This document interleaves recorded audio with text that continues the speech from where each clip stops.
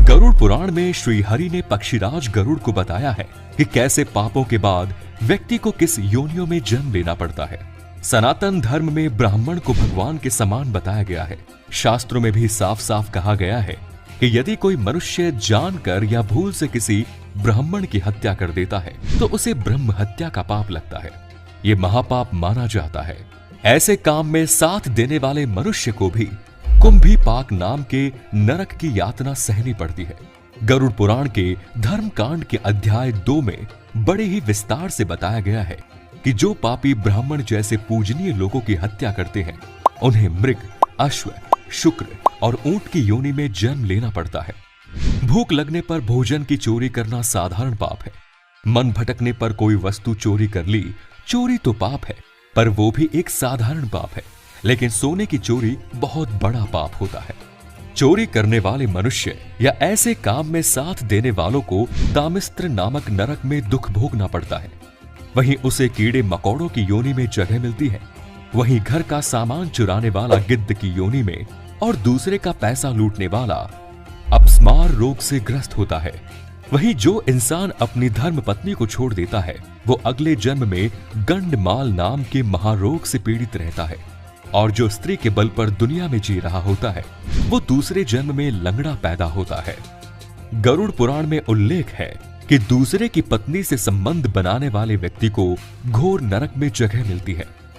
फिर वहां उसे पहले भेड़िया, फिर कुत्ता, गिद्ध, सियार, सांप, कौवा और आखिर में बगुला की योनि प्राप्त होती है। इन सब जन्मों के पूरे होने के बाद ही उसे मनुष्य योनि मिलती है। अगर हम शास्त्रों की माने तो देवताओं और पूर्वजों को खुश किए बिना मरने वाला इंसान 100 सालों तक कौवे की योनि में जन्म मिलता है। उसके बाद मुर्गा, फिर 1 महीने के लिए सांप की योनि में रहने के बाद उसके पापों का अंत हो जाता है। तब जाकर उसे मनुष्य के रूप में जन्म लेना होता है। आपको बता दें कि कोई व्यक्ति किसी का कत्ल कर देता है तो इस जघन्य अपराध करने वाले को अगले जन्म में गधे की योनि में जन्म मिलता है। लेकिन अगर वो जिस शस्त्र से हत्या करता है उसी से उसकी भी हत्या हो जाए तो उसे मृग योनि मिलती है। इसके बाद वो मछली, कुत्ता और बाघ बनता है। इन योनियों में जन्म लेकर अंतिम में वो मनुष्य योनि में जन्म लेता है। कहते हैं कि जो व्यक्ति अपने से बड़ों का अपमान करते हैं उन्हें कौंच नाम के पक्षी के रूप में जन्म लेना पड़ता है। उसके बाद वो हिरण की योनि में जन्म लेता है। फिर जाकर उसे मनुष्य योनि की प्राप्ति होती है। जो इंसान बिना किसी को दिए अकेले भोजन करता है वो अगले जन्म में संतानहीन रह जाता है। वहीं जो मनुष्य फल चुराता है वो बंदर की योनि में जन्म लेता है। गरुड़ पुराण में बताया गया है कि माता पिता या संतान को दुखी करने वाले लोगों की अगले जन्म में धरती पर जन्म लेने से पहले ही उनकी गर्भ में मृत्यु हो जाती है।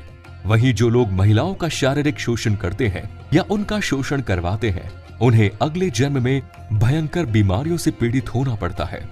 धार्मिक मान्यताओं के अनुसार किसी स्त्री की हत्या या उसका गर्भपात कराने वाले व्यक्ति को नरक में दर्दनाक पीड़ाओं को झेलना पड़ता है, जिसके बाद उसे चंडाल योनि में जन्म मिलता है।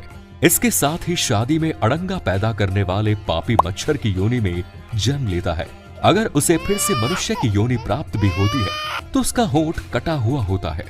आपको बता दें, वेदव्यास जी ने भी बताया है कि जो व्यक्ति हमेशा दूसरों की मदद करता है, पशु पक्षी और दूसरे जीवों पर दया करता है, जरूरतमंदों की सहायता करता है और बिना किसी स्वार्थ के अपनी मेहनत से कमाए पैसों का प्रयोग धार्मिक कार्यों में करता है तो ऐसे व्यक्ति अगले जन्म में मनुष्य योनि में ही जन्म लेते हैं। साथ ही समाज में अच्छे काम करके दूसरों को हमेशा खुश रखते हैं। ऐसे लोगों से भगवान भी खुश रहते हैं।